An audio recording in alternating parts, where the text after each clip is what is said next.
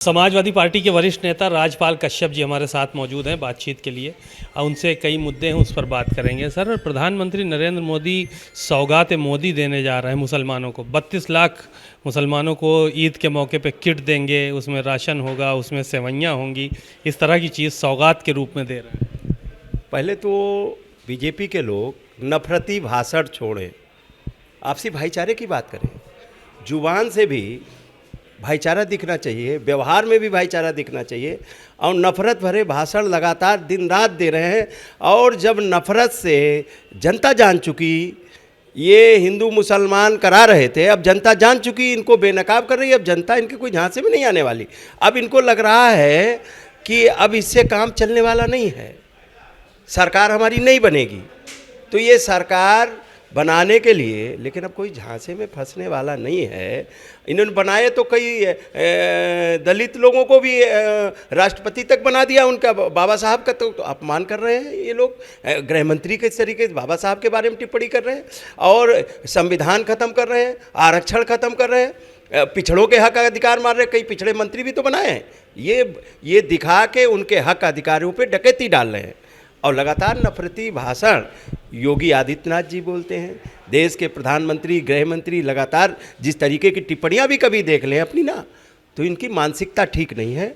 और भाईचारा के बगैर अब देश में कोई सरकार नहीं बनेगी। और जनता जान चुकी है, अब इनको बेनकाब करने का काम करेगी।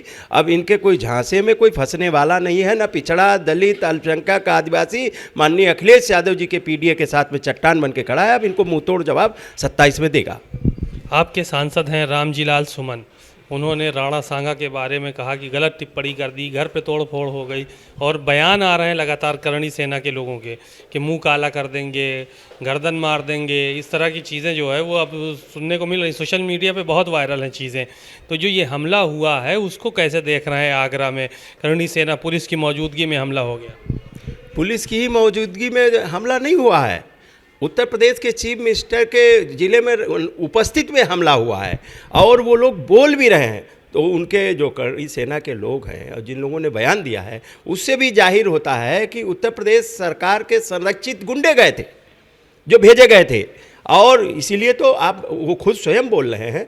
और दूसरी बात, एक दलित सांसद, कई बार के केंद्रीय मंत्री भी रहे हैं और सांसद भी हैं, और उन्होंने कोई ऐसी बात तो नहीं बोली जो इतिहास में लिखा है, वो बात बोली है उन्होंने। अब ये बीजेपी लगातार इतिहास खोदने में लगी है, कहीं ज़मीन खोदने में लगी है, कहीं कब्र खोदने में लगी है।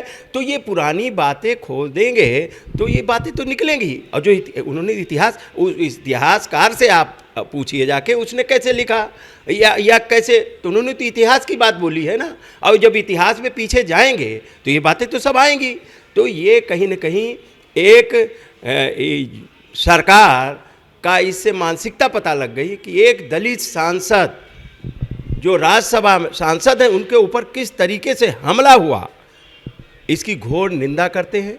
और जिस तरीके से बीजेपी की गुंडागर्दी, संरक्षित लोग लगातार पिछड़े दलितों के हक अधिकार तो छीन ही रहे हैं, आरक्षण से लेके सारी चीज बाबा साहब के संविधान पे, और बाबा साहब पे जब बीजेपी के लोग टिप्पणी कर रहे हैं और आरक्षण खत्म कर रहे हैं, तो इससे जाहिर होता है ये दलित विरोधी लोग हैं, ये वंचित वर्ग के विरोधी लोग हैं, ये सामंती सोच के लोग हैं। इनकी सोच सामंती है, ये शोषित वंचितों को नहीं बर्दाश्त करते हैं। इसीलिए तो बताइए, शोषित वंचित तो फूलन देवी भी थी, उनकी मूर्ति तक नहीं बीजेपी सरकार लगने दी। तो ये शोषित वंचितों को, इतिहास भी शोषित वंचितों को ख़त्म करना चाहते हैं। और शोषित वंचित और पिछड़े और दलित, हमारे दलित सांसद पे हमला हुआ है।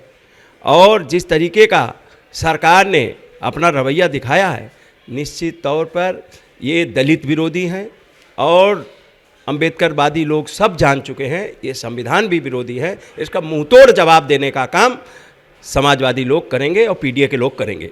धन्यवाद। आपने सुना राजपाल कश्यप जी को, बहुत सारी बातें उन्होंने कही और कहा कि भाजपा झूठ फैलाकर किसी का दिल नहीं जीत सकती। कैमरामैन अरविंद के साथ सीमा नकवी, भारत समाचार, लखनऊ।